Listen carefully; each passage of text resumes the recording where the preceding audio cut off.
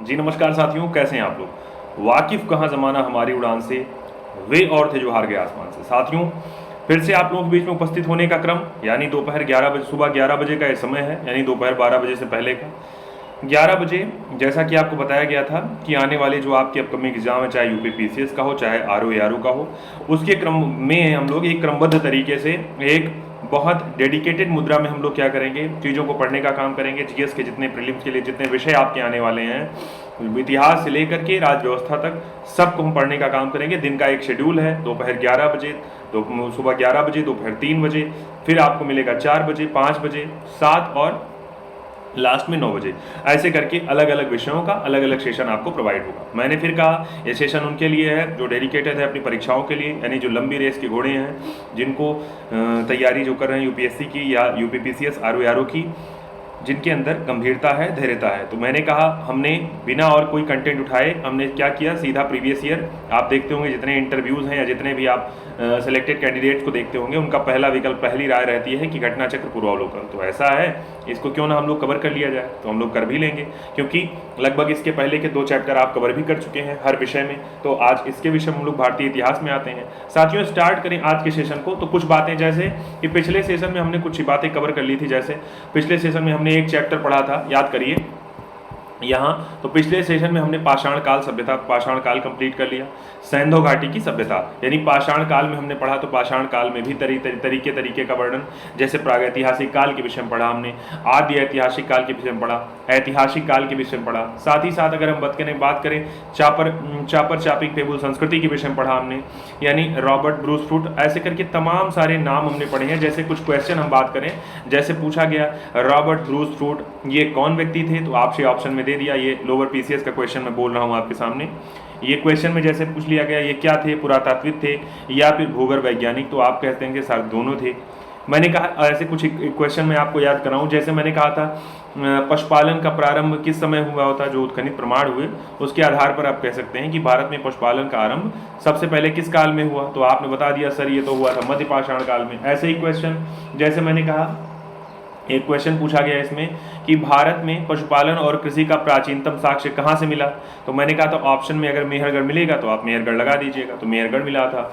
अगले में एक क्वेश्चन और, जैसे लिखा हुआ है भीमबेटका को खोजा किसने था, या भीमबेटका नाम का जो स्थल है वर्तमान समय में भारत में कहाँ पर स्थित है। तो आप कहें भीमबेटका मध्य प्रदेश वाली बात है, और इसके विषय में खोज की बात करेगा तो विष्णुधर वाकणकर नाम के व्यक्ति ने खोज की थी। अब ये सारी बातें साथियों, ये पिछला सेशन जो पाषाण काल का पढ़ा, उसके आगे बढ़े तो हमने सैंधव सभ्यता में जैसे नदियों के किनारे तमाम स्थित शहर, अच्छा जो बुरा स्थल थे उस समय के, दूसरा सभ्यताओं का वास हो रहा है, सभ्यताओं के शहर वास कर रहे हैं। साथ ही साथ हमने ये भी चर्चा की थी कि उन सभ्यता का खोज किस, यानी जो स्थल मिले हैं उनका खोज कौन कर रहा है। जैसे मैंने कहा हड़प्पा रावी नदी के किनारे है, मोहनजोदड़ो सिंधु नदी के किनारे है, जबकि कालीबंगा घग्गर नदी के किनारे, वही लोथल आपकी हो रही है भोगवा नदी के किनारे, सतलुज के किनारे रोपण, चिनाब के किनारे माडा, प्रवरा के किनारे दायमाबाद, हिंडन के किनारे आलमगीरपुर, दास किनारे सुदगागेंडोर, वहीं सरस्वती के किनारे भगवानपुरा। ये जो मैं बोल रहा हूँ, ये मैं आपको ऐसे नहीं हवा में बोल रहा हूँ या मौखिक में रट के बोल,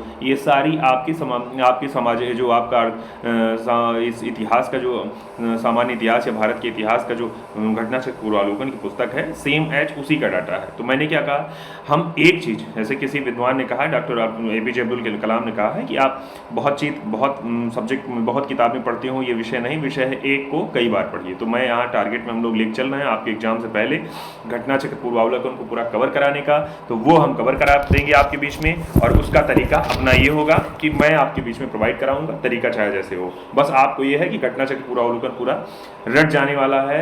इतिहास का, भूगोल का, राज व्यवस्था का, विज्ञान का, अर्थशास्त्र का, सारा आपको कवर हो जाने वाला, ठीक है ना। लास्ट में आप लोग आते हैं हम लोग किस पे, जैसे हमने कहा सैंधो घाटी सभ्यता के विषय में आपने पढ़ा, तमाम सारे स्थल के विषय में पूछेगा। सबसे पहले अनाज कहाँ खोजा गया, भारत में कौन सा स्थल है, जैसे लौरा देव, या पूछ लेगा कहाँ पर मिट्टी की मूर्ति मिली, कहाँ पर अन्नागार, कहाँ पर स्नानागार, ऐसे ऐसे क्वेश्चन। आज के क्रम में साथियों अगर हम बात करें तो आज के क्रम में हमको आना है किसमें, इसके बाद जो तीसरा चैप्टर मिलता है हम लोगों को, वो चैप्टर है आपका वैदिक कालीन सभ्यता, यानी वैदिक कालीन सभ्यता, जिसमें ऋग्वेद वगैरह की खोज होगी, ऋग्वेद वगैरह की रचना होगी, उनके विषय में हम लोग पढ़ रहे हैं। उससे पहले आपको करना है काम, चाहे जो करिए, अगर आपको तकलीफें तो कोई भी दिखाई पड़े तो आप ये समझिए आपको ट्रस्ट करना हर परिस्थिति में, ट्रस्ट इन गॉड, यानी ईश्वर के अस्तित्व में विश्वास करिए। कैसे? चाहे आपको फियर हो, चाहे पैनिक हो, चाहे सैडनेस हो, चाहे फ्रस्ट्रेशन हो, चाहे किसी भी प्रकार की समस्या हो, चाहे पेंडेमिक भी हो, आपकी आवश्यकता ऐसी है, यानी आपका विश्वास ऐसा होना चाहिए कि आपको ईश्वर के अस्तित्व विश्वास करना है। सब कुछ संभव होगा। क्यों? क्योंकि ईश्वर लेकर के इम्तहान सब मंगल में करता है। ठीक बात है ना? स्टार्ट करते हैं साथियों आज के सेशन को। मैं फिर कह दूं, यूपीपीसीएस आरओ की एग्जाम की अगर तैयारी कर रहे हैं आप और चाहते हैं आपकी सकारात्मक दिशा के लिए, तो मैंने कहा मेरे साथ जुड़िए। एकदम नियम है अपना, सुबह से शाम तक सेशन होगा और ये आपका पूरा कवर करा दिया जाएगा घटनाचक्र पूर्वावलोकन की बुक। याद होगा साथियों, सुबह 9:15 बजे हमने स्टार्ट किया है एक सेशन जो कि आपका करंट अफेयर के वार्षिकांक का है। कई विद्यार्थियों की मांग थी सर करंट अफेयर का रिवीजन करवाइए करंट अफेयर, तो ये हो गया। स्पीडी पब्लिकेशन की बुक से हमने स्टार्ट किया है। आज कुछ टॉपिक है, जिन विद्यार्थियों ने नहीं देखा उसको देख लीजिएगा। स्टार्ट करते हैं साथियों। नाम लिखा है किसका? वैदिक घाटी, वैदिक कालीन सभ्यता का, यानी वैदिक मतलब वेद। भाई नाम से ही आपका स्टेप होता है कि वैदिक कालीन का मतलब होता है वेद से संबंधित। उस समय वेदों की रचना हो रही, चाहे ऋग्वेद, चाहे यजुर्वेद, चाहे सामवेद, चाहे अथर्ववेद। बात करते हैं नोट्स की, तो इसमें लिखा हुआ है यहाँ पर कि वैदिक काल में जो वैदिक शब्द है ये बना है किससे? तो ये बना है वेद शब्द से। ठीक बात है ना? अच्छा, वेद का अर्थ क्या होता है? तो वेद का अर्थ ज्ञान होता है। अब देखिए ये किसके लिए हो गया जरूरी? ये आपकी बेसिक समझ के लिए। भाई वेद का अर्थ क्या होता है? तो वेद का अर्थ आप ये नहीं कहेंगे ऋग्वेद यजुर्वेद, आप कहेंगे वेद का अर्थ होता है ज्ञान। ठीक है, बात करते हैं आगे। तो जो पाषाण काल और आप इसके विषय में यानी इतिहास का जो सबसे पहला अध्याय आपने पढ़ा जिसमें आपने वर्णन किया कि ऐतिहासिक काल, आद्य ऐतिहासिक काल, ऐसे ऐसे करके जब आपने वर्णन किया प्राग ऐतिहासिक कालीन, उसी में आप पढ़ेंगे तो सभ्यताएं जो भारत में सबसे पहले जन्म रही हैं, तो सैंधो घाटी की सभ्यता और उसके जस्ट बाद आपको जो सभ्यता मिल रही है वो आपकी वैदिक कालीन सभ्यता है। ठीक बात है ना? अच्छा, बात करते हैं। देखिए यहाँ पर लिखा है सैंधो संस्कृति जो हुई, इसके पश्चात नवीन सभ्यता का अगर कोई आरंभ हुआ तो यही सभ्यता आपकी वैदिक सभ्यता या इसी सभ्यता को कह दिया गया आर्य सभ्यता, क्योंकि माना जाता है कि इस सभ्यता का जन्म या इस सभ्यता को विकसित करने वाले व्यक्ति आर्य लोग हुआ करते थे। अब आर्य के विषय में कहा गया कि आर्य शब्द का जो भाषा सूचक यानी अर्थ माना जाता है वो माना जाता है आर्य का अर्थ होता था श्रेष्ठ या फिर कुलीन। बात करें आगे, क्लासिकीय संस्कृति एक है, उसके अनुसार कह रहा है आर्य शब्द का अर्थ होता था एक उत्तम व्यक्ति, यानी कहने का अर्थ है आर्य को उत्तम माना जाता था क्योंकि कारण है सभ्यता उन्होंने निवास किया वैदिक सभ्यता में, और वैदिक का अर्थ होता था ज्ञान। भाई ज्ञान जिसको प्राप्त होगी इसका मतलब वो क्या है, कैसा व्यक्ति होगा? वो विद्वान व्यक्ति होगा, उत्तम व्यक्ति होगा, श्रेष्ठ व्यक्ति होगा। बात करते हैं आगे, लिखा है आर्यों के संबंध में मुख्यतः। तो अब आर्यों के संबंध में जो जानकारी प्राप्त होती है यानी जो इतिहास आर्यों का प्राप्त होता है वो सीधी सीधी बात है वो वेद से प्राप्त होता है। यानी ऐतिहासिक कालीन यानी वैदिक कालीन जो सभ्यता हुई उसमें जो ग्रंथ प्राप्त हुए वो लिखित साक्ष्य वाले प्राप्त होना शुरू हो गए। यानी कहने का अर्थ हो रहा है इसी वजह से जो पहला जो साक्ष्य इसमें मिल रहा है वो आर्यों का अगर इतिहास आपको जानना है तब आपको वेदों से आप इसका जानकारी ले सकते हैं। ठीक बात है ना? अच्छा, दूसरी बात, यानी ये वैदिक सभ्य साहित्य जो है या ऋग्वेद या वेद वगैरह हो, चाहे ऋग या जो साम या अथर्व चाहे जो भी हो, अब इनको भाई जाहिर सी बात है अगर वैदिक काल में आर्य हैं तो रचना कौन करेगा? वेदों की आर्य ही करेंगे। तो इसका अर्थ हो गया वेद साहित्य का रचना करने वाले व्यक्ति कौन से हो गए? आर्य ही हो गए। ठीक है ना? आगे बात करते हैं। अब आर्यों के मूल स्थान, अब देखिए कई बार विवाद रहता है कि आर्यों का मूल स्थान भारत में नहीं, तो भारत में नहीं है तो कहाँ पर है ये भी हमको समझना चाहिए। तो अगर आर्यों का मूल स्थान भारत में नहीं है तो हमें, चूंकि इतिहास की बात इतनी तो कन्फर्म नहीं है, तो तमाम विद्वान अपने अपने मत देते हैं, उन्हीं के आधार पर हम लोग मानते हैं। भाई कोई कहता है, जैसे यहाँ नीचे देखेंगे तो कुछ नाम जैसे यहाँ दिया है कि कश्मीर और हिमालय क्षेत्र मानते हैं। एक विद्वान है जिनका नाम है एल्डिकल। एल्डिकल नाम के जो व्यक्ति हैं ये मान रहे हैं कि आर्यों का जो निवास स्थान है वो कश्मीर और हिमालय क्षेत्र था, यही उनका मूल निवास था, वहीं से भारत आए थे। जबकि गंगानाथ झा कह रहे हैं कि ब्रह्मर्ष देश जो हुआ वहीं पर इनका मूल निवास था। बात करें सब सैंधो प्रदेश की तो ये अविनाश चंद्र दास कह रहे हैं, देविका प्रदेश की मुल्तान की तो DS द्विवेदी, गार्डन चाइल्ड कह रहे हैं कि सर दक्षिण रूसी से, मैक्स मूलर का नाम याद कर रहिएगा, इन्होंने कहा मध्य एशिया। मैक्स मूलर बड़े विद्वान थे यानी विद्वान व्यक्ति, तो उनका वाला बड़ा ऑथेंटिक माना गया है। जबकि तिलक जी कह रहे हैं कि उत्तरी ध्रुव से आए थे। तिब्बत वाद से कह रहे हैं कि दयानंद सरस्वती जी ने कहा तिब्बत से आए हैं। जर्मनी से कहा कि हर्ट और पेनका ने कहा कि ये लोग जर्मनी से आए थे, जबकि गाइल्स ने कहा कि डैन्यूब नदी के घाटी से आए थे। कहने का अर्थ हो गया अलग अलग विद्वान का अलग अलग मत है। आपका दायित्व ये है कि चूंकि आप PCS या आरओ या फिर UPSC के एग्जाम, IAS के एग्जाम को देने जा रहे हैं परीक्षा, तो आपको यहाँ सभी विद्वानों का मत जानना चाहिए, क्योंकि यहाँ ये भी देख सकता है अलग अलग विद्वान दे देगा, उनका मत दे देगा, पूछेगा कौन सा संगत है, या कहेगा कौन सा मिलान करिए, या फिर कहेगा कौन सा सही या गलत है। आगे आते हैं, फिर कहते हैं वैदिक काल। अब वैदिक काल को भी विभाजित करना आप स्टार्ट करिए।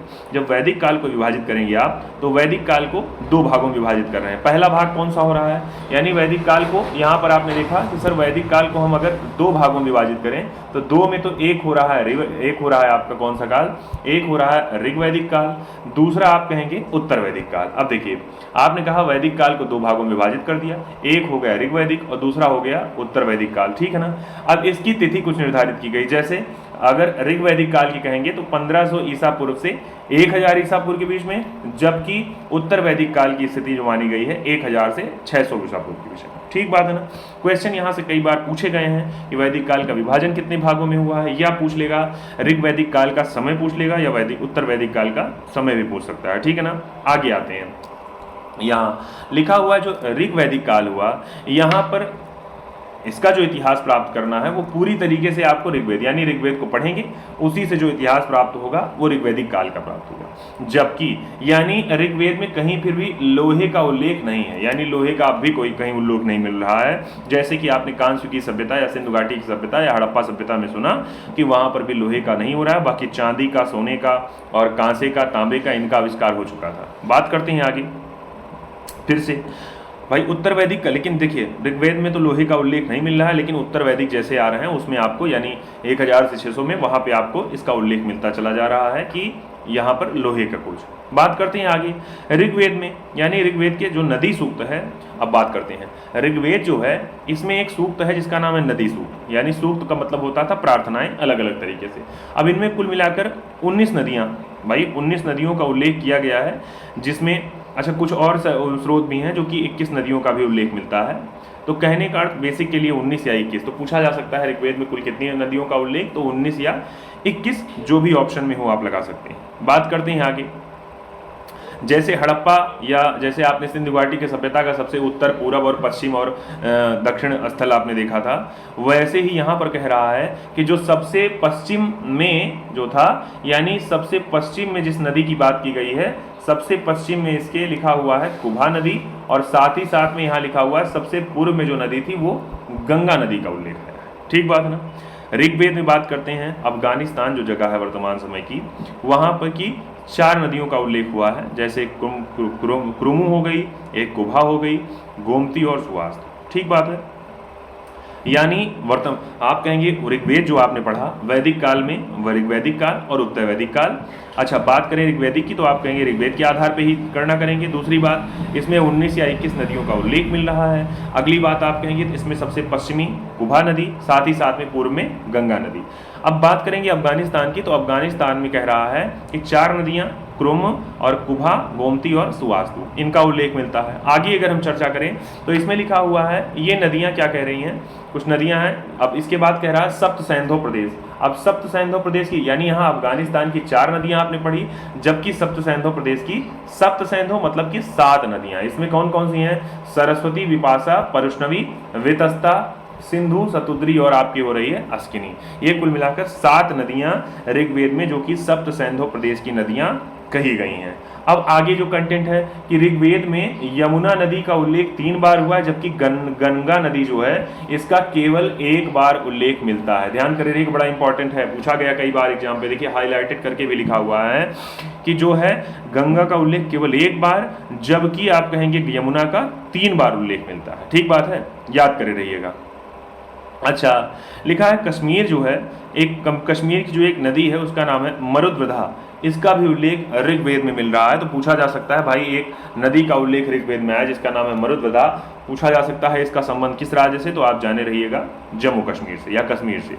अगले पे आते हैं भाई, इसके बाद लिखा हुआ है जो ऋग्वेद हो रहा है, इसमें सबसे ज़्यादा बार उल्लिखित होने वाली अगर कोई नदी का चर्चा आया तो वो सिंधु नदी। भाई जाहिर सी बात है सिंधु घाटी की सभ्यता के जस्ट बाद की ये सभ्यता है, तो जाहिर सी बात सबसे चर्चित अगर कोई नाम है तो सिंधु का है। तो आप कह सकते हैं कि सिंधु नदी को ऋग्वेद में सबसे ज़्यादा बार उल्लिखित किया गया, जबकि ऋग्वेद की वैदिक आर्यों की सबसे पवित्र नदी, यहाँ देखिए मजेदार बात, सबसे पवित्र नदी यहाँ पर दिया गया है उल्लेख इसका सरस्वती का, ना कि गंगा का। ठीक बात है ना। अच्छा, इसी सरस्वती नदी को माना जाता था उसमें माते तमा या फिर देवी तमा या फिर नदी तमा, ये एक प्रकार का नदी उपनाम टाइप का हो सकता है। इसी तरह से इनको इस नदी को यानी सरस्वती, अगर कहीं माते तमा का उल्लेख आवे, देवी तमा का या फिर नदी तमा का, तो आप जाने रहिएगा हम लोग उल्लेख कर रहे हैं किसका, पढ़ रहे हैं किसका, हम लोग सरस्वती नदी का। अब आप समझ गए, ऋग्वेद में सबसे ज्यादा बार सरस्वती, सिंधु का सबसे पवित्र सरस्वती, गंगा का 1 बार, जबकि यमुना का 3 बार।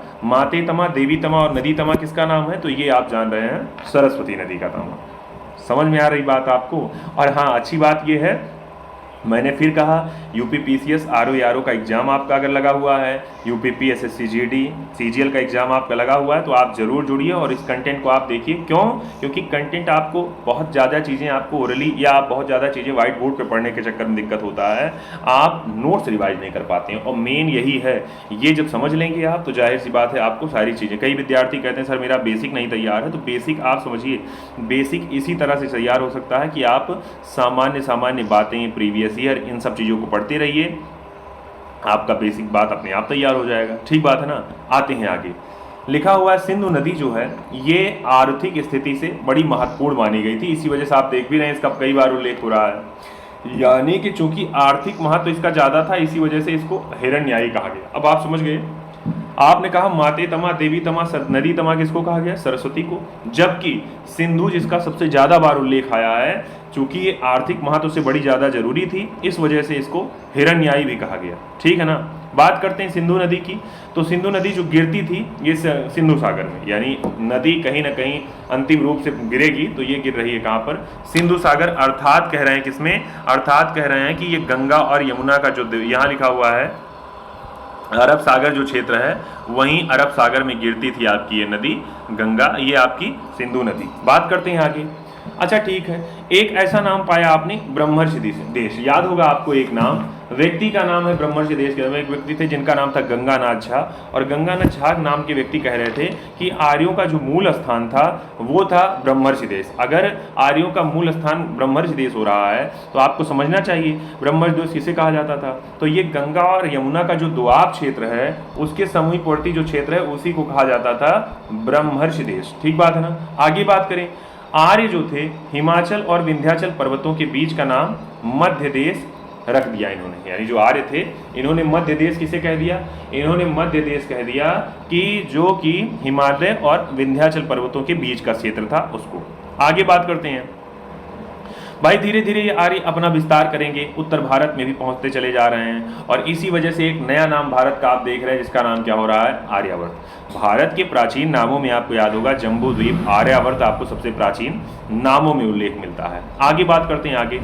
अब देखिए कह रहा है जब 1400 ईसा पूर्व में एक अभिलेख मिल रहा है, बोगाज कोई एशिया माइनर का अभिलेख, इसमें लिखा हुआ है कि ऋग्वैदिक काल के देवता, इनका देवताओं का उल्लेख मिल रहा है जो कि इंद्र, वरुण, मित्र और नासत। अब आपसे पूछा जा सकता है कि बोगाज कोई एशिया माइनर जो था वहां से कुल कितने देवताओं का उल्लेख मिला, तो 4। कौन कौन से हैं, इंद्र, वरुण, मित्र और नासत्य। ठीक बात है ना। आगे आते हैं, यहाँ फिर वही नाम, ऋग्वैदिक काल की जो नदियां हुई और उनका वर्तमान समय में जो नाम हुआ, जैसे कि अस्किनी जो नदी थी उसका नाम वर्तमान समय में हम चिनाब जानते हैं, जिसको हम व्यास के नाम जानते हैं उसको विपाशा कहा जाता था उस समय, जिसको रावी के नाम से जानते हैं उसको परशुनवी कहा जाता था, जिसको झेलम के नाम से जानते हैं उसको वेतस्ता कहा जाता था, जिसको काबुल के नाम से जानते हैं उसको कुभा कहा जाता था, जबकि कुर्रम जिसके जानते हैं उसको क्रुमु कहा जाता था। गोमल गोमती को, स्वात सुवास्त को, और गंडक, देखिए गंडक याद करे रहिएगा, गंडक को पुराने समय में सदा नीरा कहा जाता था, साथ ही साथ सतलज को सदोत्री और घग्घर को दृशद्वती। अब आप समझ गए, मैंने कहा आगे आप जब अभी प्रश्नोत्तरी पढ़ना स्टार्ट करेंगे वहां पर यहाँ से खूब क्वेश्चन आपसे पूछा जाएगा कि बताइए कौन सी नदी और साथ ही उस नदी का प्राचीन नाम, या पूछ लेगा इस प्राचीन नदी का आधुनिक नाम क्या है, तो आप कह दीजिएगा सर जो ऑप्शन में आपको मिलेगा, चूंकि आप देख ही रहे हैं इसको, ठीक है ना। लगातार बने रहिए, साथियों को एक बार भाई आप लोग शेयर करते रहिए। बात करते हैं आगे, लिखा है वैदिक जो साहित्य हुआ। अब देखिए वैदिक जो साहित्य था इसे श्रुति कहा गया। क्या कहा गया? श्रुति। तो पूछा जा सकता है श्रुति किसे कहा गया ऋग्वैदिक काल में, तो आप कहिएगा श्रुति कहा गया कि जो वैदिक साहित्य थे उनको श्रुति कहा गया। क्यों? क्योंकि ये सुने हुए थे, ठीक बात है ना, यानी ये श्रुति का अर्थ होता हुआ है सुना हुआ। अब देखिए वेद को अपने भारत के साहित्य में सबसे प्राचीन माना जाता है। साहित्य के अर्थ हो यानी लेखन लिखा पढ़ी वाली अगर कोई बात हुई तो सबसे प्राचीन में अगर कोई ग्रंथ मिल रहा है लिखा पढ़ा वाला तो वो आपको वेद मिल रहा है। अगर वेद की चर्चा करते हैं तो वेद 4 प्रकार के वेद हैं, यानी ऋग्वेद, सामवेद, यजुर्वेद और अथर्ववेद। अब बात करते हैं किसकी, पूछा गया है कई बार कि वेदत्रयी किसे कहा जाता है, तो जाने रहिएगा ऋजु यजु साम, यानी ऋग्वेद, यजुर्वेद और सामवेद, इन तीनों को मिला करके कहा जाता है त्रयी, ठीक बात है ना। बात करते हैं आगे कि वेद जो हैं इनके 4 भाग माने गए। कौन कौन से? यानी कि इनके 4 भाग हुए उपनिषद, आरण्यक, ब्राह्मण ग्रंथ और संहिता। यानी आप कहेंगे वेद का आपने कहा वेद 4 प्रकार के हैं। दूसरी बात 4 वेद ऋग्वेद, यजुर्वेद, सामवेद, अथर्ववेद हो रहे हैं। तीसरी बात ऋग्वेद, सामवेद और यजुर्वेद, इन तीनों को मिलाकर कहा जाता था वेदत्रयी या फिर इनको त्रयी कहा जाता था। अगली बात में हमने कहा वेद के कुल 4 भाग, जिसमें आपको मिल रहा है संहिता, ब्राह्मण ग्रंथ, आरण्यक और उपनिषद। यहाँ से डायरेक्ट क्वेश्चन पूछे जाते हैं, यानी सीधे सीधे क्वेश्चन पूछे जा सकते हैं। अब इसके बाद का सबसे मोस्ट इंपॉर्टेंट पॉइंट जो कि आप जितने सामान्य ज्ञान की पुस्तकें हैं सब में जगह पाते हैं कि ऋग्वेद जो है इसमें कुल कितने मंडल, तो ऋग्वेद में कुल 10 मंडल हो रहे हैं, 1028 सूक्त होंगे, 10,555 ऋचाएं होंगी। बहुत इंपॉर्टेंट पॉइंट है ये, जान जाइए। सबसे इंपॉर्टेंट पॉइंट वेदत्रयी के बाद ये वाला है। अब देखिए आगे कह रहा है 1017 सूक्त जो हैं वो साकल में तथा 11 सूक्त बाल खिल्य में है। अब आप समझिए आपके लिए ये यहाँ बेसिक केवल पढ़ने की बात है, बाकी इसके ऊपर वाला जो कंटेंट है 10 मंडल, 1028 सूक्त और 10,552 ऋचाएं, ये आपके लिए जरूरी है। बात करते हैं यहाँ पर कि ऋग्वेद में जो सबसे प्राचीन मंडल है वो है मंडल 2 से लेकर 7 मंडल तक। अभी आपने क्या पढ़ा, ऋग्वेद में कुल 10 मंडल हैं, तो भाई जाहिर सी बात है 10 हैं तो कुछ प्राचीन होंगे, सबसे कुछ बाद के होंगे। तो सबसे प्राचीन जो है मंडल 2 से लेकर के 7 मंडल तक, ठीक है। अगले पे आते हैं, यहाँ अलग अलग नाम, जैसे अलग अलग मंडल और अलग अलग मंडलों के रचयिता। बात करें हैं प्रथम मंडल की, तो प्रथम मंडल के जो रचयिता हो रहे हैं इनका नाम लिखा हुआ है, इनका नाम है मधुच्छमदा या मेघातिथि। द्वितीय मंडल लिख रहे हैं गृहत्मद लिखा है, गृत्समद, विश्वामित्र लिखे तीसरे मंडल को। याद करिएगा तीसरे मंडल में ही गायत्री मंत्र का उल्लेख आएगा, जिसको विश्वामित्र लिख रहे हैं, बड़ा इंपॉर्टेंट है। चतुर्थ मंडल वामदेव, पंचम अत्रि, षष्टम भारद्वाज, सप्तम वशिष्ठ, अष्टम कण्व और अंगिरस, नवम अंगिरस और अन्य ऋषि, दशम मंडल लिख रहे हैं विमदा और इंद्रा, सची और अन्य लोग। अब आप क्या कहें, यानी कि ये कुछ ऋग्वेद के जितने मंडल हुए उन मंडल के अपने अपने रचयिता। सबसे इंपॉर्टेंट इसमें तीसरा मंडल है जिसके रचयिता हो रहे हैं विश्वामित्र जी, जिन्होंने जिस मंडल में गायत्री मंत्र का उल्लेख आता है। आगे बात करते हैं भाई इसके आगे, यहाँ आगे अगर हम लोग बात करें यहाँ पर, तो यहाँ लिखा है ऋग्वेद के विषय में और कह रहा है ऋग्वेद का जो तीसरा मंडल है उसी में गायत्री मंत्र का उल्लेख है। पूछा गया कई बार आपसे है कि गायत्री मंत्र का उल्लेख किसमें है, तो गायत्री मंत्र का उल्लेख हो रहा है ऋग्वेद के तीसरे मंडल में। बात करें अगली, अब ऋग्वेद का जो तीसरा मंडल है इसके रचनाकार कौन हो रहे हैं, ध्यान करे रहिएगा। ऋग्वेद का तीसरा मंडल जो है यानी गायत्री मंत्र के भी रचनाकार या ऋग्वेद के भी तीसरे मंडल के रचनाकार विश्वामित्र जी हो रहे हैं, महर्षि विश्वामित्र। बात करते हैं किसकी स्तुति की गई है इस गायत्री मंत्र में, तो ये सवित्र देवता यानी सूर्य देवता जो हैं इन्हीं का एक प्रकार के स्त्रीलिंग कह सकते हैं। तो गायत्री माता सूर्य देवता का ही एक प्रकार का रूप, तो ये आप कह सकते हैं। तो ये कहने का मतलब ये है कि जो गायत्री मंत्र है इन्हीं को समर्पित है, सवित्र या सूर्य देवता का समर्पित है, ठीक बात है ना। अब देखिए एक और इम्पॉर्टेंट कि ऋग्वेद का जो नवा मंडल है इसमें किसका उल्लेख है, इसमें सोम देवता का उल्लेख, यानी इसके 114 सूक्त जो हैं ये सोम देवता को समर्पित है। बात करते हैं आगे, यानी प्रारंभ में हम लोग क्या करते हैं, जब यानी ऋग्वेद वैदिक काल हुआ, तो वैदिक काल में जब वैदिक काल हुआ तो वहाँ पर केवल 3 ही वर्ण का हम लोग व्याख्या पाते थे। 3 ही वर्ण का व्याख्या का अर्थ है केवल 3 ही जातियाँ आप पढ़ते थे। जैसे उसमें हो गया एक ब्राह्मण क्षत्रिय और वैश्य ही पाते थे। बात समझिए आप, शुरुआत में ब्राह्मण क्षत्रिय वैश्य ही पाए, लेकिन बाद की स्थिति ऐसी हुई, कुछ दिन के बाद क्या हुआ, जब 10वें मंडल में आप पहुंचेंगे तो वहां एक नया सा वर्ण आपको मिल जाएगा जो कि आपका हो जाएगा, जिसमें 10वें मंडल में आपको एक शब्द मिलेगा जिसमें आपको शूद्र वर्ण का भी उल्लेख किया गया है। ठीक बात है ना। आगे बात करते हैं। अब कह रहा है ऋग्वेद का जो मंत्र था उनका उच्चारण, मंत्रों का उच्चारण करने वाले जो व्यक्ति पुरोहित होते थे उनको होता कहा जाता था। बात करते हैं दूसरी बात यहाँ, तो आपसे एक बात ध्यान कर लिया कि ऋग्वेद का अगर मंत्रों का कोई उच्चार कर रहा है तो उनको क्या कहा जाता था, पुरोहितों को, तो उनको कहा जाता था होता। क्या कहा जाता था, उन्हीं को होता कहा जाता था। आगे बात करते हैं। यहाँ कह रहा है, यहाँ पे कह रहा है भैया, यहाँ कह रहा है एतरे, कह रहा है एतरे और कौशिकी, ये ऋग्वेद के 2 ब्राह्मण ग्रंथ हैं। अभी कुछ ही देर पहले आपने पढ़ा वेदों के विषय में कि यानी वेद जो हैं इनकी जो चर्चा की जाती है, इनको जो बांटा जाता है इसमें, तो आपने कहा था वेदों को 4 भागों में कुल मिलाकर बांटा जाता था, जिसमें संहिता मिलेगी, ब्राह्मण ग्रंथ मिलेंगे, आरण्यक और उपनिषद मिलेंगे। उसी क्रम में आप कह रहे हैं जो ऐतरेय और कौशिकी है ये दोनों ऋग्वेद के 2 ब्राह्मण ग्रंथ हैं। ठीक बात है। फिर मैं कह रहा हूँ साथियों, कतई उबिएगा मत, अपने साथ अपनी घटना चक्र पुरावलोकन की बुक लेकर बैठ सकते हैं, या फिर नहीं बैठ सकते तो मेरे साथ ही ध्यान से बैठिए और कॉपी पेन लेकर बैठिए। चीज़ों को एक एक शब्द में ही केवल नोट करिए, उससे ज़्यादा में आपको नोट नहीं करना है, केवल कहानी यानी पथन्ना वाला नोट्स आपको नहीं बनाना है। ऐतरेय ब्राह्मण में क्या लिखा है, यानी ऐतरेय ब्राह्मण में शुनहसेब का आख्यान मिलता है। आगे इसको क्वेश्चन में हम लोग समझ गएंगे कैसे क्वेश्चन इससे पूछे जा सकते हैं। आगे बात करते भाई इसके आगे लिखा है यजुर्वेद जो होगा वो एक प्रकार का स्तोत्र और कर्मकांड वर्णित है। किसमें, यजुर्वेद में। क्या है, कर्मकांडों का उल्लेख आपको यहाँ मिलेगा। ये वेद मूलतः किसमें है, यानी ये वेद जो आपका है यजुर्वेद, ये गद्य और पद्य दोनों में है। कई बार पूछा गया है गद्य और पद्य में है तो ऋग्वेद, ये आपका यजुर्वेद है। बात करते हैं इसका जो कर्मकांड कराने वाले यानी इसका जो उच्चारण कराने वाले, मंत्र का जाप कराने वाले व्यक्ति हैं, वो है व्यक्ति, उनको पुरोहितों को कहा जाता था अध्वर्यु। आपने क्या कहा, ऋग्वेद का गायन करने वाले पुरोहितों को कहा जाता था होता, जबकि यजुर्वेद वाले को अध्वर्यु कहा जाता है। ठीक है ना। जहाँ की ऋग्वेद आप कहेंगे तो एक प्रकार के गद्य में ही है, लेकिन आप कहेंगे यजुर्वेद तो गद्य और पद्य दोनों में है। आगे कहते हैं यजुर्वेद की 2 शाखाएं, कृष्ण यजुर्वेद और पाएंगे शुक्ल यजुर्वेद। कृष्ण यजुर्वेद उसमें पद्य और गद्य दोनों हैं, जबकि शुक्ल यजुर्वेद में केवल पद्य ही हैं। आगे आते हैं यजुर्वेद जो है इसका अंतिम भाग जो है उसको ईशोपनिषद कहा गया। क्यों, क्योंकि इसका संबंध याज्ञिक अनुष्ठान से होकर आध्यात्मिक चिंतन से है, इसी वजह से इसको ईशोपनिषद कहा गया। ठीक है ना, यानी ईश की उपासना वाला उपनिषद। अच्छा आगे बात करते हैं आगे शुक्ल यजुर्वेद की, तो कह रहा है शुक्ल यजुर्वेद जो है इसके ब्राह्मण ग्रंथ में कण्व तथा मध्यान्दिन का नाम आता है। आई बात ध्यान में।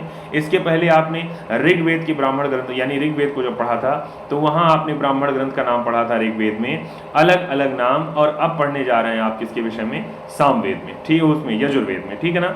वहां ऐतरेय और कौशिकी का नाम मिल रहा था, यहाँ आपको मिल रहा है कण्व और मध्यान्दिन का। वहां होता मिला था, यहाँ पर अध्वर्यु मिल रहा है। आगे आते हैं, कह रहा है यहाँ पर शुक्ल यजुर्वेद जो थी उसकी संहिताएं जो होती हैं उनको वाजसनेय भी कहा जाता है। पूछा जा सकता है आगे आपसे, क्योंकि वाजसनेय के पुत्र याज्ञवल्क्य किसके दृष्टा थे। आगे कह रहा है कृष्ण यजुर्वेद जो है इसकी मुख्य शाखाएं कौन कौन सी, तैत्तिरीय, काठक, मैत्रायणी और कठकपिष्टल। मैंने कहा ये सारी बातें भी क्वेश्चन आएगा जब, तो वहां आप समझते जाएंगे कि क्या पूछा जा सकता है, क्या ज़्यादा इंपॉर्टेंट है। आगे नाम आता है किसका, बात कर रहा है शतपथ ब्राह्मण की। ये शुक्ल यजुर्वेद का ब्राह्मण ग्रंथ है जिसका नाम है शतपथ ब्राह्मण। बात करते हैं इसमें पुनर्जन्म का सिद्धांत है, जल प्लावन कथा है, इसमें उर्वशी आख्यान है, इसमें पुरुष मेघ का वर्णन है। ठीक बात है ना। अब आते हैं सामवेद पर, यानी सामवेद अगर आप जानेंगे तो साम का अर्थ होता है संगीत या फिर गान। जान गए, साम का अर्थ क्या होता है, संगीत या फिर गान।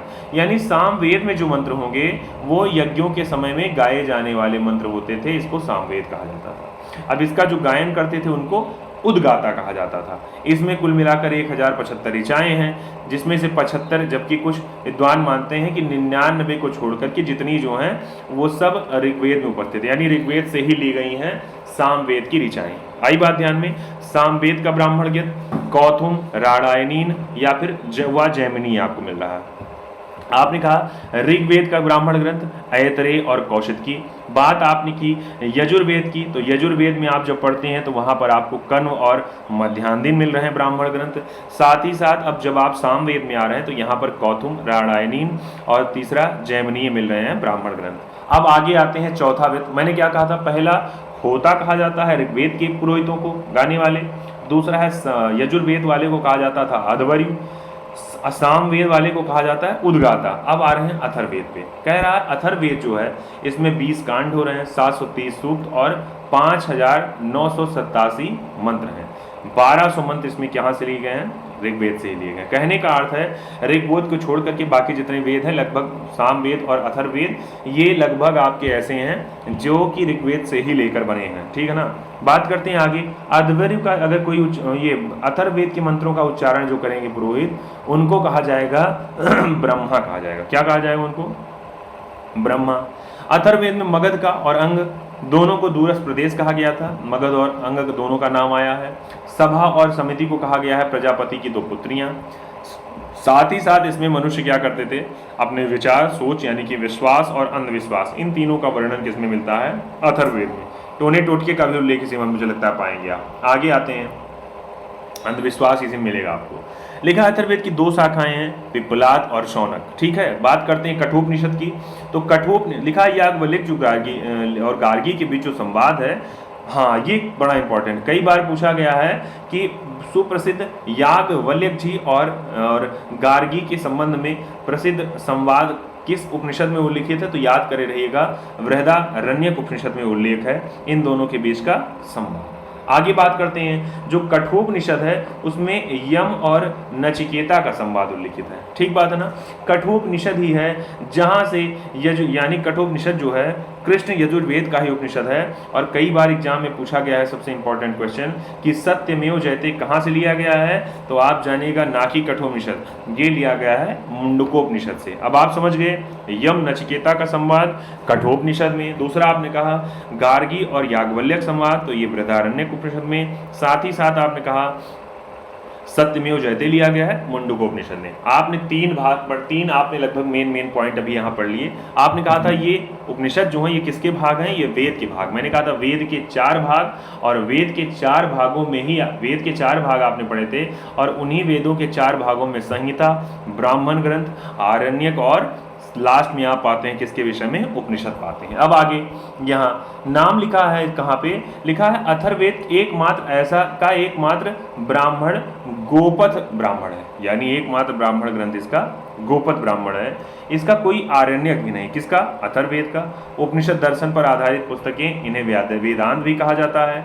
उपनिषद का अर्थ हुआ करता था शिष्य द्वारा ज्ञान गुरु के समीप बैठना, यानी गुरु के समीप बैठकर जो ज्ञान लिया जाता है उसी को उपनिषद कहा जाता है। यानी उपनिषद का अर्थ होता है गुरु के समीप बैठने को कहा जाता है, ठीक है ना। किस चीज के लिए, ज्ञान की प्राप्ति के लिए। अब आगे बात करते हैं, यानी मोक्ष की अगर कहीं पर चर्चा सबसे पहले मिलती है तो ये उपनिषद में ही मिलती है, पहली बार मोक्ष की चर्चा मिलती है। बात करते हैं आगे, यानी अगर मोक्ष का सबसे पहले वर्णन आया तो एक उपनिषद है जिसका नाम है श्वेतर उपनिषद, यानी 108 उपनिषद की चर्चा करते हैं 18 पुराणों की, तो 108 में से श्वेतर जो उपनिषद है उसी में पहली बार किसका चर्चा मिलता है, तो मोक्ष का। बात करते हैं वेदांत। अब देखिए वेद आपने पढ़े, वेद 4 हैं, अब आप इसके बाद वेदांत पढ़ेंगे। वेद 4 पढ़ा, वेद के अन्य आपने अंग भाग पढ़े, तो वेद के भाग आपने पढ़े 4 भाग उसमें भी। बात करते हैं आगे वेदांग क्या है, तो वेदांग कुल मिलाकर के 6 हैं जो कि वेदों के अंग हैं, जिसमें शिक्षा, कल्प, व्याकरण, निरुक्त, छंद और ज्योतिषी। आप याद करे रहिएगा, ये कई बार यहाँ से क्वेश्चन डायरेक्ट पूछा है कि बताइए वेदांग की संख्या कुल मिलाकर कितनी है, तो आप जान गए कुल 6 वेदांग हैं, ठीक बात है ना। शिक्षा, कल्प, व्याकरण, निरुक्त, छंद और ज्योतिष। अगले पे आते हैं, जो शुक्ल लिखा है शुल्ब सूत्र है उसमें यज्ञीय विधियों को मापने तथा स्थान चयन का निर्माण का वर्णन किया गया है। साथ ही साथ पुराणों की संख्या यहाँ बताई गई है 18। अब आप चर्चा करिए, वेद कितने, तो 4 वेद, वेदांग कितने, 6 वेदांग, पुराण कितने, तो 18 पुराण, ठीक बात है। नेक्स्ट पे आते हैं यहाँ पर, अब ये पुराणों की पूरी पूरी चर्चा आपको दी गई है। कौन कौन सा पुराण है यहाँ स्टार्ट कर रहे हैं। सबसे पहले मत्स्य पुराण, मत्स्य के बाद मार्कंडेय पुराण, मार्कंडेय के बाद आप पढ़ रहे हैं भविष्य पुराण, भविष्य के बाद भागवत पुराण, भागवत के बाद आपका हो रहा है क्या, भविष्य के बाद भागवत, भागवत के बाद आपका हो रहा है ब्राह्मण, फिर ब्रह्म वैवर्त, ब्रह्म, वामन, वराह, विष्णु, वायु, अग्नि, नारद, पद्म, फिर लिंग, गरुण, कूर्म और स्कंद पुराण। कुल मिला के आपके 18 पुराण आपको यहाँ पर दिखाई। आपके जो अपर एग्जाम है वहाँ पर यहाँ से भी क्वेश्चन पूछा गया है, नाम डायरेक्ट दे देगा, कौन सा पुराण नहीं है। ठीक बात है ना। आगे चलिए लगातार मेरे साथ बने रहिए, कतई उबिएगा मत। आपका मतलब ये है, मेरा टारगेट ये है आपको चीज़ें कवर कराने का। आपका भी टारगेट होना चाहिए हर दिन एक चैप्टर पढ़ने का। तो वो आप किसी भी तरीके से पढ़ सकते हैं, मेरे साथ पढ़िए वो तो अच्छी बात है, लेकिन मेरे साथ नहीं पढ़ेंगे तो आपके लिए संकट हो सकता है। क्यों? क्योंकि आपका अपना नियमचर्या गड़बड़ हो सकती है, लेकिन मेरी चूंकि नियमित है तो मैं आपको मिलूंगा जरूर। आगे कह रहे हैं, अब देखिए, यानी पुराणों की जो रचनाकार हैं वो व्यक्ति हैं लोमहर्ष और उनके पुत्र उग्रश्रवा। कई बार पूछा गया क्वेश्चन है कि पुराणों के रचयिता कौन, तो पुराणों के रचयिता लोमहर्ष ऋषि और उनके पुत्र उग्रश्रवा। बात करते हैं आगे, भविष्य काल की बात कर रहा है, उसमें कलयुग राजाओं का वर्णन मिल रहा है। बात करते हैं हिंदू पौराणिक कथा की, तो उसके अनुसार कहा जा रहा है कि समुद्र मंथन हो रहा है और मथानी के रूप में लिया जा रहा है मंदराचल पर्वत को, रस्सी के रूप में सर्पों के राजा वासुकी नाग का प्रयोग किया गया है।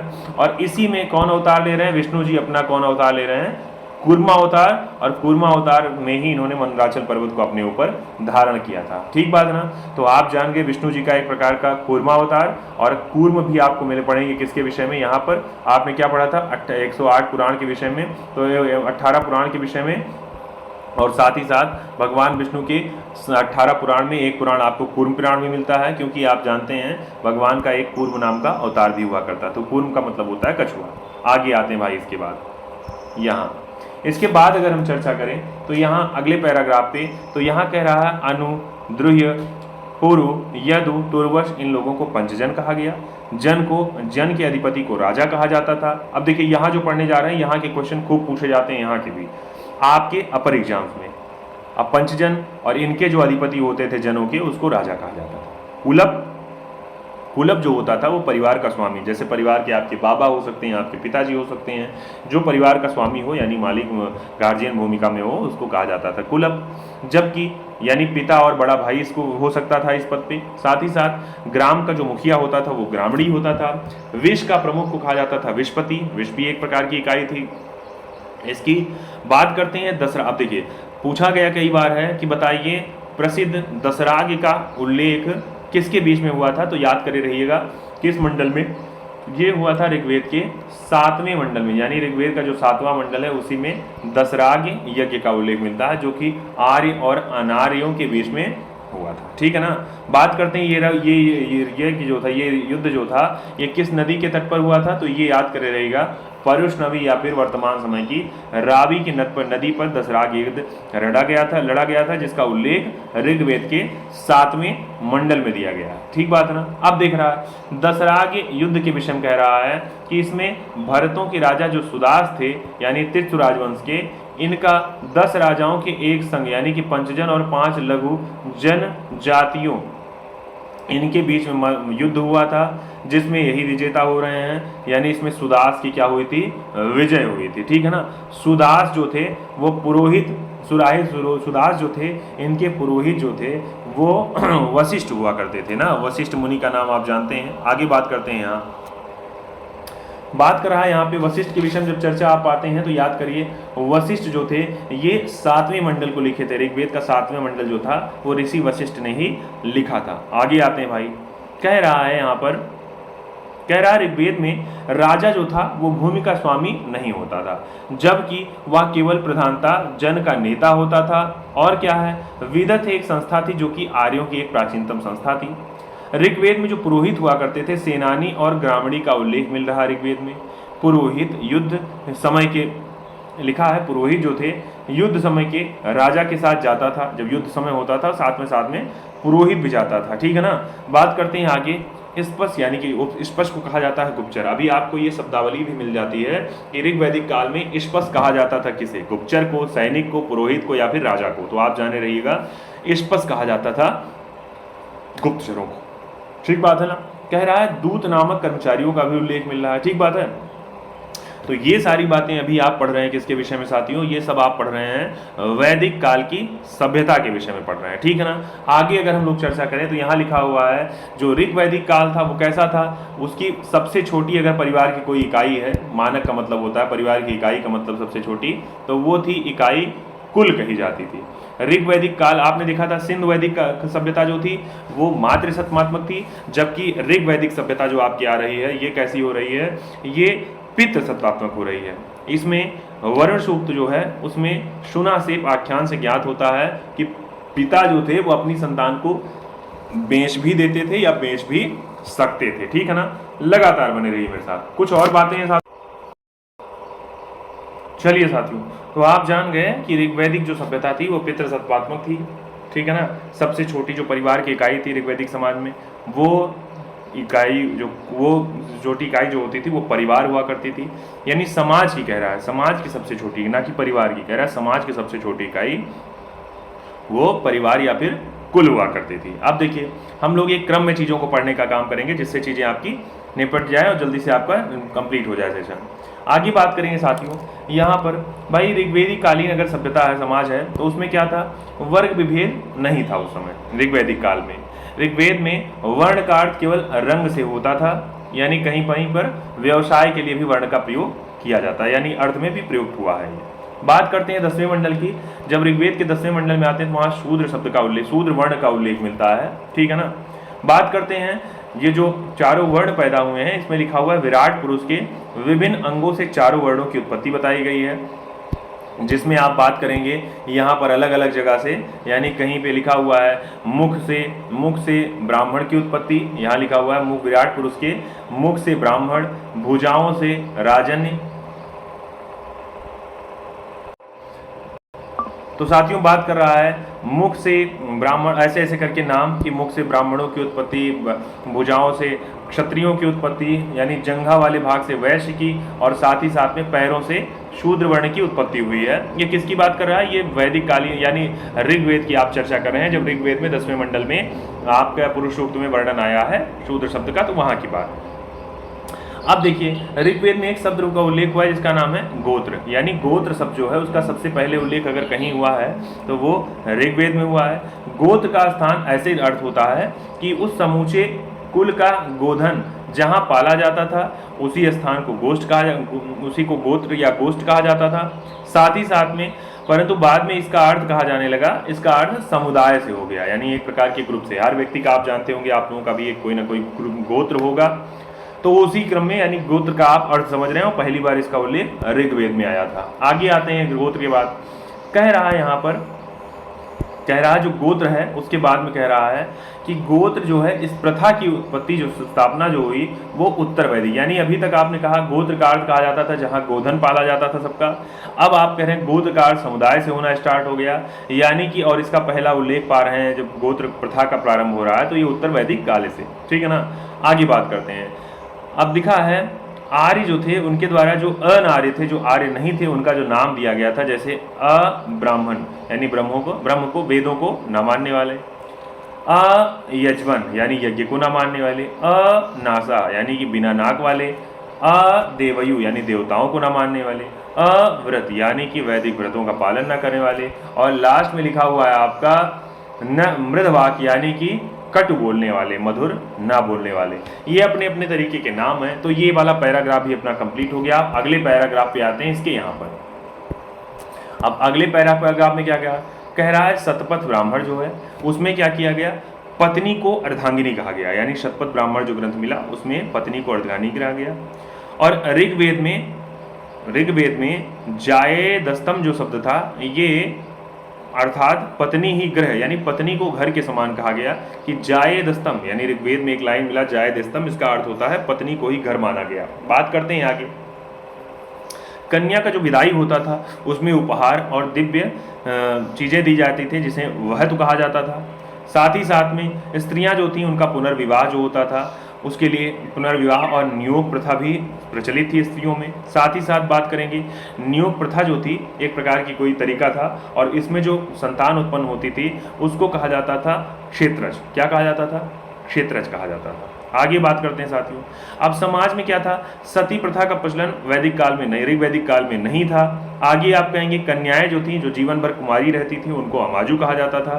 साथ ही साथ में कई महिलाओं का उल्लेख मिलता है जो बड़ी विद्वान महिलाएं थी ना, तो विद्वती महिलाएं थी, विदुषी महिलाएं थी।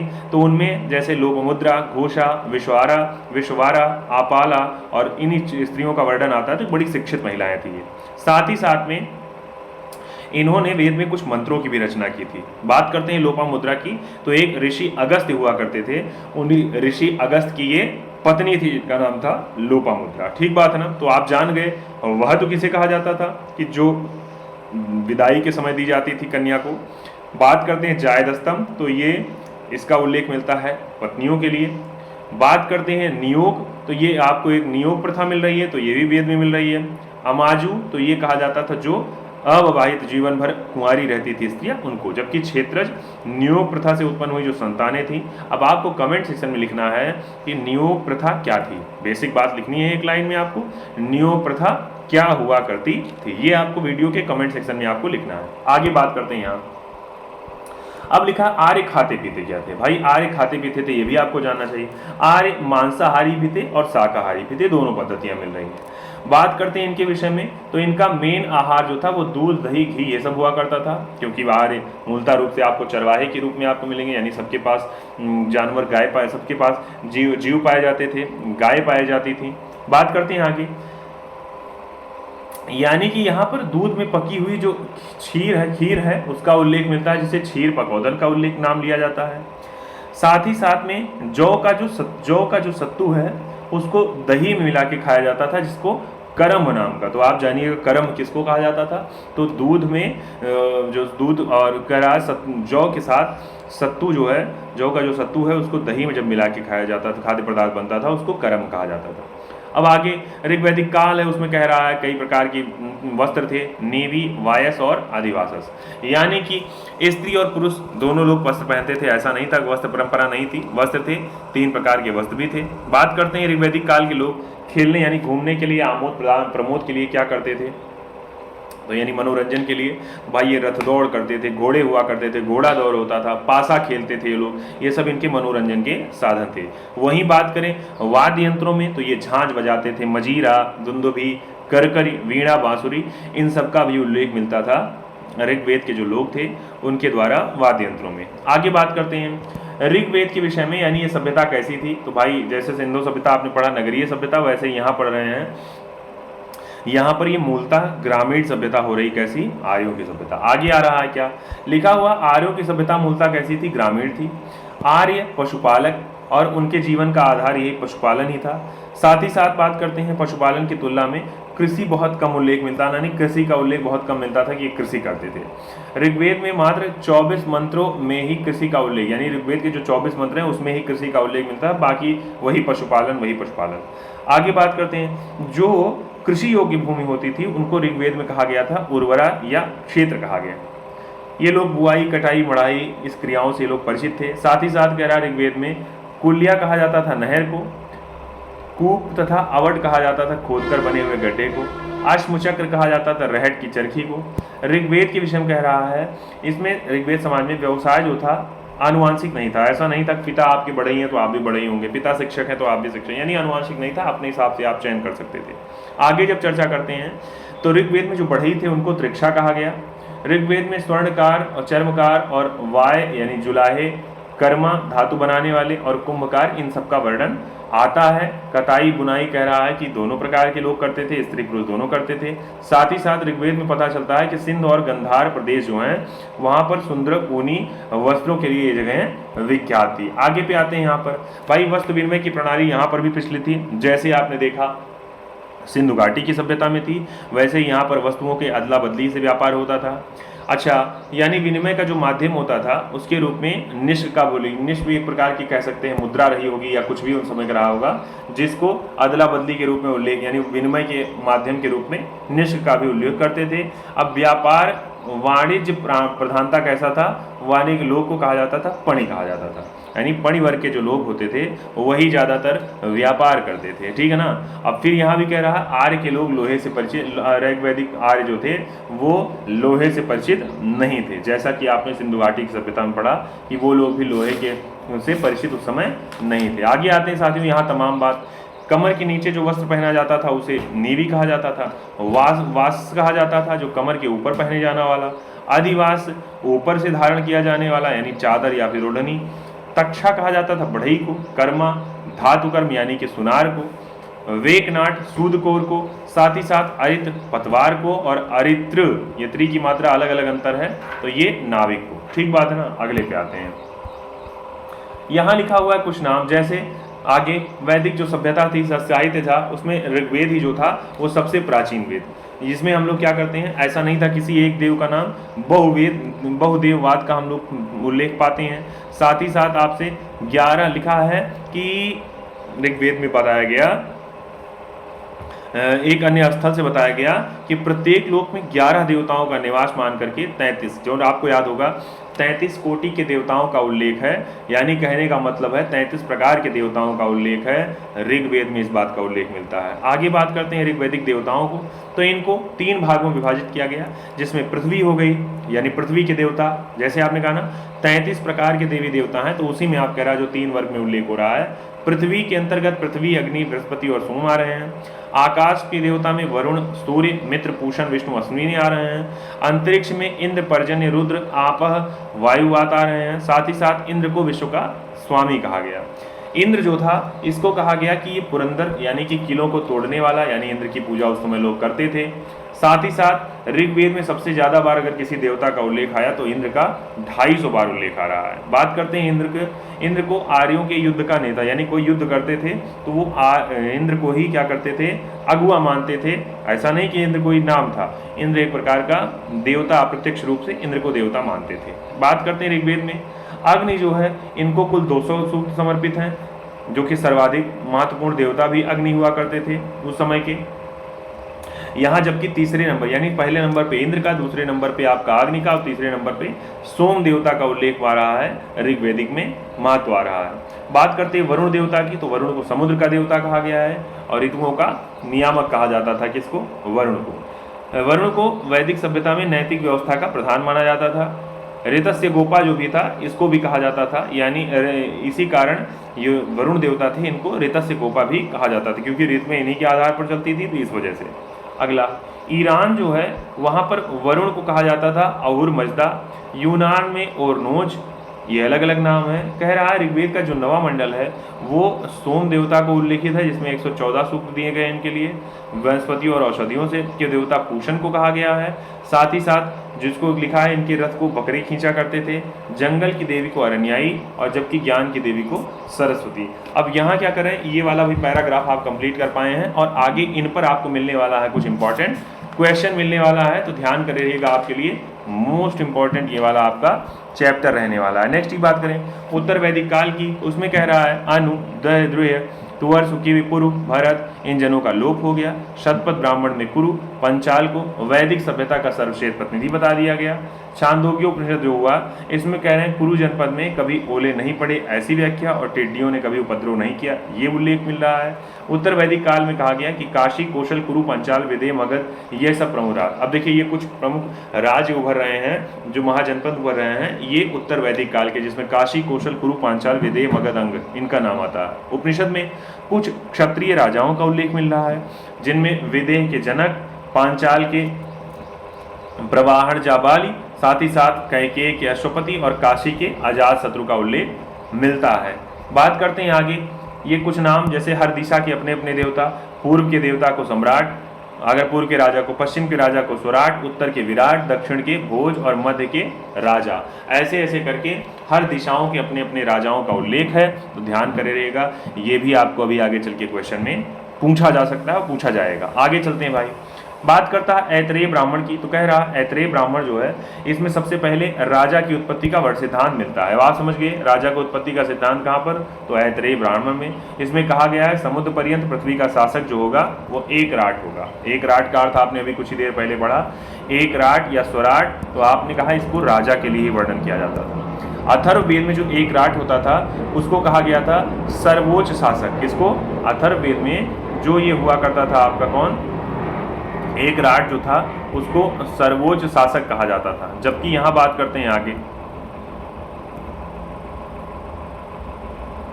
यहां सर्वोच्च शासक कह रहा है अथर्ववेद में परीक्षित को कहा गया कि परीक्षित जो थे वो मृत्युलोक के देवता कहे गए। ठीक है ना। बात करते हैं छांदोग्य उपनिषद की, तो उसमें और बृहदारण्यक उपनिषद जो है उसमें उद्दालक और आरणी और उनके पुत्र श्वेत केतु के बीच ब्रह्मा और आत्मा की अभिन्नता के विषय में संवाद है।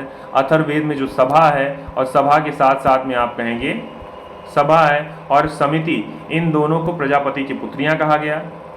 यहाँ तमाम सारी बातें, जैसे वैदिक काल में सभा और समिति ये दो संस्थाएं थी, राजा की निरंकुशता का यही संस्थाएं नियंत्रण करती थी। लिखा हुआ है संभवतः सभा जो हुआ करती थी वो कुलीन और या वृद्ध मनुष्यों की संस्था हुआ करती थी, जिसमें उच्च कुल के व्यक्ति को सम्मिलित यानी भाग लेने की व्यवस्था थी। साथ बात करते हैं आगे, इसमें समिति जो थी वो एक प्रकार की सर्वसाधारण सभा थी, जबकि आगे बात करेंगे जन जो थे, जिसमें जन के व्यक्ति और परिवारों के प्रमुख भाग लेते थे। सभा जो है इसका 8 बार उल्लेख मिलता है इसमें।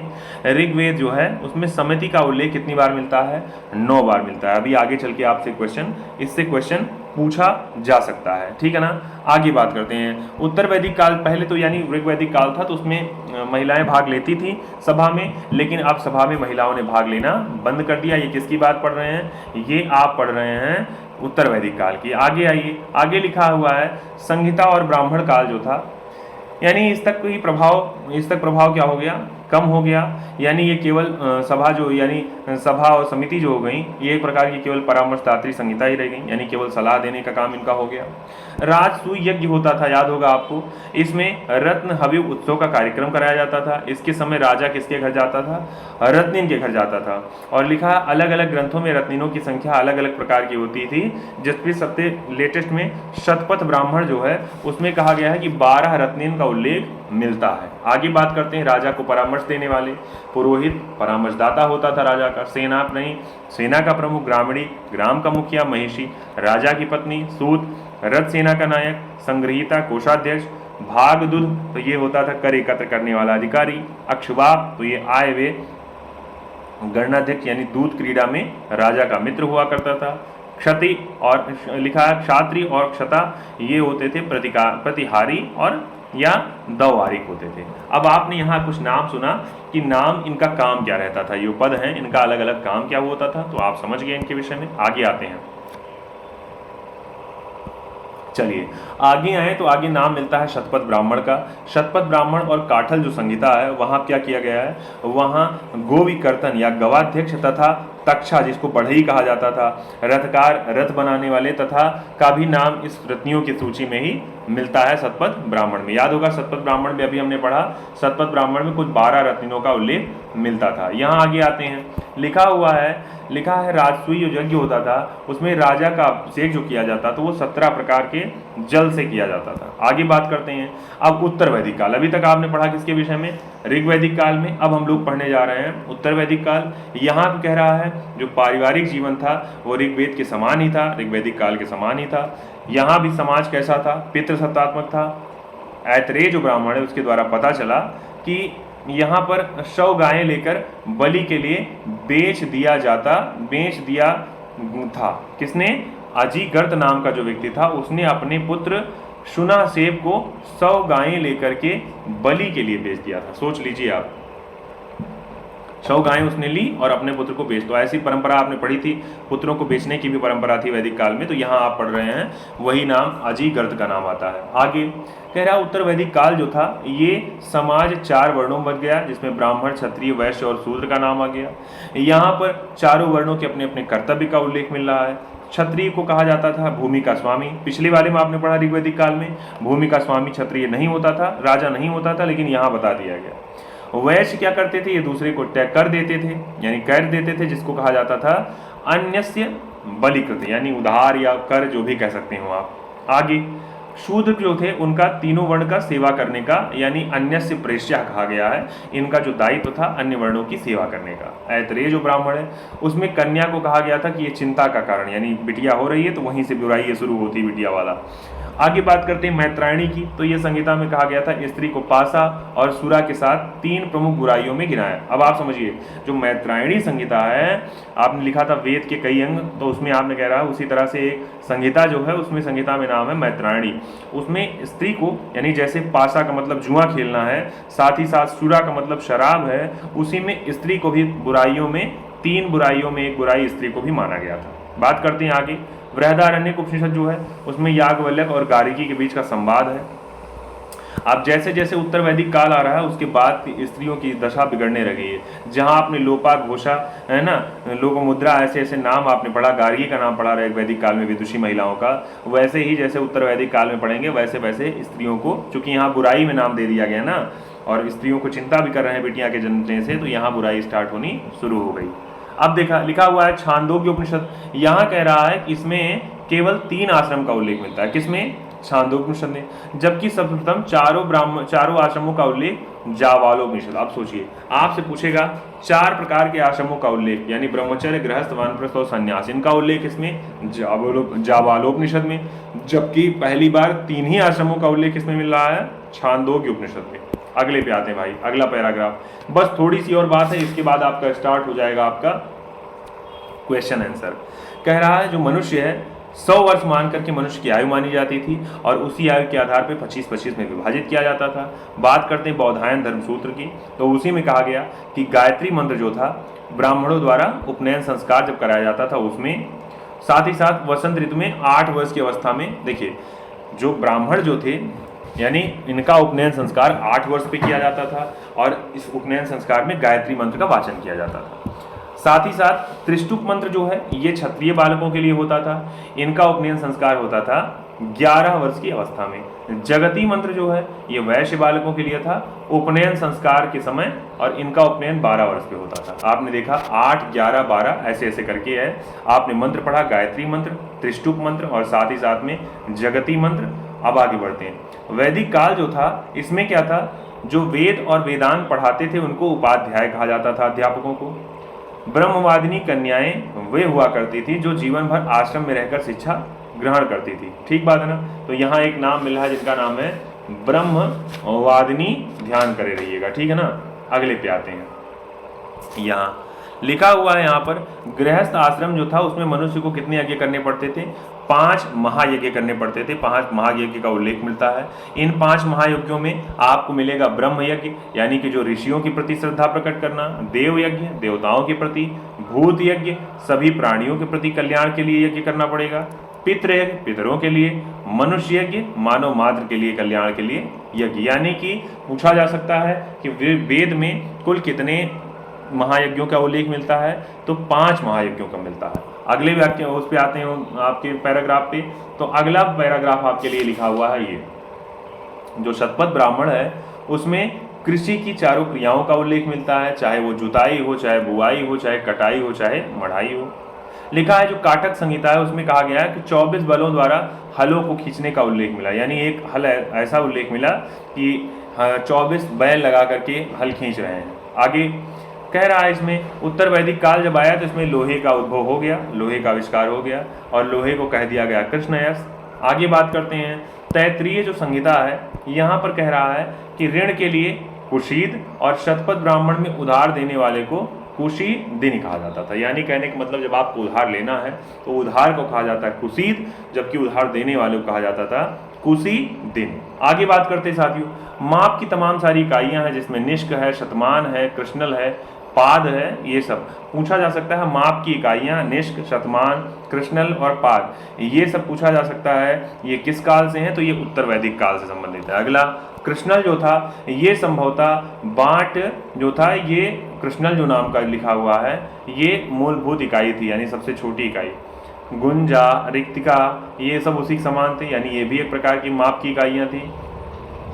रिक्तिका जो है इसको साहित्य में कहा गया है तुला बीज, बात करते हैं शतपथ ब्राह्मण में पूर्वी और पश्चिमी समुद्रों का उल्लेख हुआ है। वाद सनई संहिता जो है और तत्रीय ब्राह्मण है, इसमें विभिन्न व्यवसायों की लंबी सूची है, जिसमें स्वर्णकार, रथकार, कुंभकार ये सब चीज़ें आती हैं आपकी। आगे कह रहा है स्त्रियां रंगाई, सुई यानी सिलने उड़ाई का काम। उत्तर वैदिक काल जब आएंगे तो वहाँ पर वस्तु विनिमय क्या है, यही आधारित था। आपने पढ़ा सिंधु में भी वस्तु विनिमय, यहाँ भी वस्तु विनिमय आप पढ़ रहे हैं, ऋग्वैदिक में भी वस्तु विनिमय का ही उल्लेख हुआ करता था। आगे बात करते हैं कुछ और बातें, जैसे लिखा हुआ उत्तर वैदिक काल जब आया तो उत्तर वैदिक काल में कह रहा धर्म और दर्शन के क्षेत्र में महत्वपूर्ण परिवर्तन हुए। ऋग्वैदिक काल में वरुण, इंद्र आदि का स्थान किसने ले लिया, प्रजापति ने। अब देखिए यहाँ नए देवताओं की उत्पत्ति हो रही है, यानी प्रजापति देवता आ रहे हैं, विष्णु आ रहे हैं, शिव यानी ब्रह्मा विष्णु महेश का उल्लेख इसमें मिल रहा है, उत्तर वैदिक काल में मिल रहा है। पशु बलि जोर शुरू हो गई होना, अच्छा, और और आहुतियाँ पीछे हो गई, पशु बलि को ज़्यादा श्रेष्ठ माना जाने लगा। बात करते हैं राजसूय की, अश्वमेध की और वाजसेय की, तंबेजपे की, तमाम प्रकार के यज्ञ कराए जाते थे। 7 दिनों तक अग्निष्टोम यज्ञ चलता था। पहली बार शतपथ ब्राह्मण में पुनर्जन्म का, तो पूछा जाएगा पहली बार पुनर्जन्म का सिद्धांत किसमें मिलता है, तो शतपथ ब्राह्मण में मिलता है आपको। आगे बात करते हैं ब्रह्म और आत्मा के संबंधों की व्याख्या कहाँ की गई, उपनिषदों में। साथ ही साथ पुरुषार्थ कितने प्रकार के, 4 प्रकार के, धर्म, अर्थ, काम, मोक्ष। काम को त्रिवर्ग कहा गया। गृह सूत्र में 16 प्रकार के संस्कारों का उल्लेख मिलता है। अब ये संस्कार कौन कौन से हैं, बात करता है गर्भाधान, पुंसवन, सीमांतोन्नयन, जातकर्म, नामकरण, निष्क्रमण, अन्नप्राशन, चूड़ाकर्म। आगे लिखा है कर्णवेद, विद्यारंभ, उपनयन, वेदारंभ, केशांत, समावर्तन, विवाह, अंत्येष्टि, ऐसे करके ये तमाम प्रकार के। तो पूछा जाएगा गृह सूत्र में कितने संस्कारों का उल्लेख, 16 संस्कारों का उल्लेख, याद होगा आपको। स्मृति कितने प्रकार की, स्मृति में 8 प्रकार के विवाहों का उल्लेख हुआ है, जिसमें ब्रह्म, आर्ष, प्रजापति, गंधर्व, असुर और राक्षस और पैशाच, इतने प्रकार के देवताओं का, इतने प्रकार के किसका उल्लेख मिलता है, इतने प्रकार के विवाहों का उल्लेख मिलता है। मैंने कहा ये सारे कंटेंट आपके हुआ करते थे इस सेशन से, और इस सेशन से जुड़ा हुआ आपका क्या कह रहे हैं, ये केवल थियरी थी। इसके बाद हम लोग अभी जस्ट बाद हम लोग पढ़ेंगे किसको, तो इसके जस्ट बाद हम लोग पढ़ेंगे इसी सेशन पे प्रश्नोत्तरी को। बाकी आज के लिए इतना सहयोग किया आपका बहुत बहुत धन्यवाद। इसके जस्ट बाद तैयार रहिएगा, इसी पर हम लोग प्रश्न कोश स्टार्ट करेंगे। धन्यवाद।